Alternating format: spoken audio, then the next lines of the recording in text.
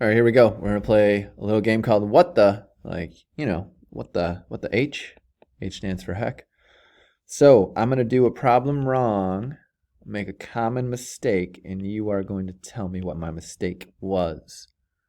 And I'll go through and I'll flesh my mistakes out too. So I'll do the problem wrong in red, and then I'll go back and I'll do it right in green. Here we go. BC bisects ABD. This should be a B here. ABD. BC bisects ABD. Okay, here we go. I'm about to do it wrong. So BC bisects ABD. So I can say AC is congruent to CD.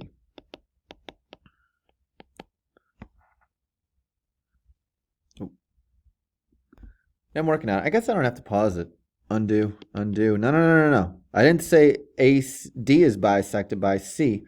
Look, I'm bisecting an angle here, so I need two congruent angles. Undo, undo, undo, undo, undo. So BC bisects ABD. ABD, ABD is being bisected, so I can get this angle congruent to this angle.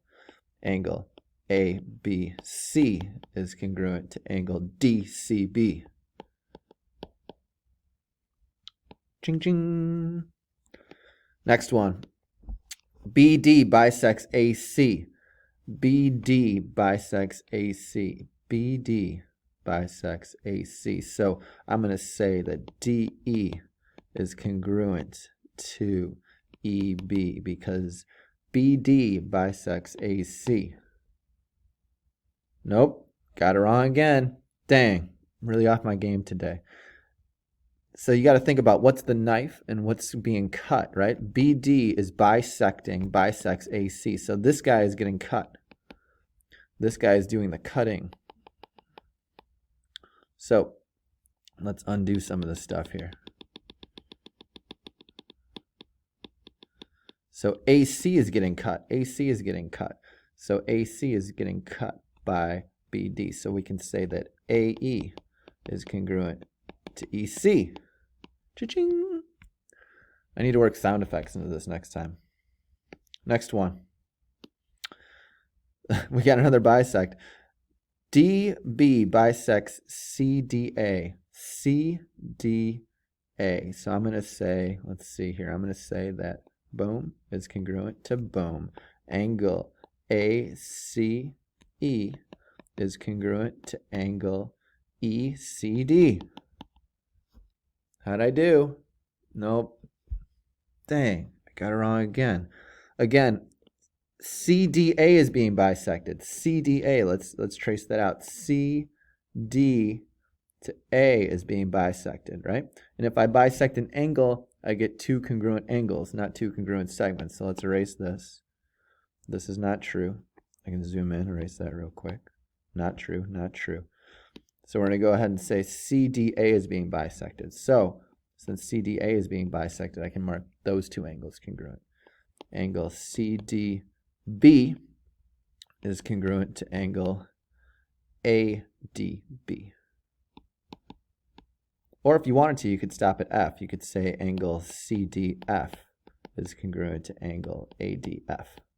Or you could flip-flop these letters if you want to. Notice D is in the middle. D is in the middle. Cool. Moving on. B is the midpoint. Man, this next mistake is going to happen so much. Find the length of AC. Here we go. 2x plus 5 plus 5x minus 19 equals 180. Biggest mistake that students make by far. Look, this is a segment. That's a segment. If I bisect a segment, I get two congruent segments. I didn't say anything about angles here, guys. That's not a straight angle. It's not a straight angle. There's a difference between a straight angle and a straight segment. This is a linear pair. That makes a straight angle. This is just a segment. So if I bisect a segment because it's the midpoint, I can say those two are congruent to each other. If midpoint, then congruent. So now we can go 2x plus 5 equals 5x minus 19. And we can solve from there and plug it back in to find the length of AC. Cool. We're not going to do the whole thing. I just want to set these up for you. Angle ARB is congruent to angle BRK. ARB, BRK. Here we go. Let's do it wrong real quick. ARB, BRK. This angle must be congruent to that angle. What? I got it wrong again. Look, R is the vertex, not B. Not B. So let's undo this real quick. We're going to say that, okay, we're just going to mark our diagram. This angle is congruent to this angle. You can mark it like that. You can mark it like this. You can mark it a bunch of ways. You can't put a right angle in it quite yet, but you can mark them congruent to each other. 6. Which angles can we prove congruent through vertical angles? Which angles can we prove congruent through vertical angles? So I'll do it wrong real quick. I'll say this one is congruent to this one. Nope. They're not congruent to each other. I didn't say anything about segments. I said things about angles, right? So undo, undo. Vertical angles are angles that are across from each other. So angle, they share a vertex and they're opposite each other. MOK is congruent to angle LOT. That might be a C. It's a character flaw. I don't know the difference between a C and an L. Moving on. MT is perpendicular to KO. Prove that that is congruent to that. Here we go. Biggest mistake that we see. We say, okay, they're perpendicular. They throw that little box in there through the given. And then they say angle KTM is congruent to angle MTO. Because if right, then congruent. Nope, got it wrong. You have the right idea. You put the box in there, that's good, right?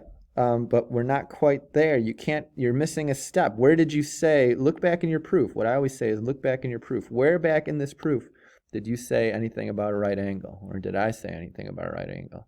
I would say I didn't. So I have to probably do that. So let's do this proof correctly real quick.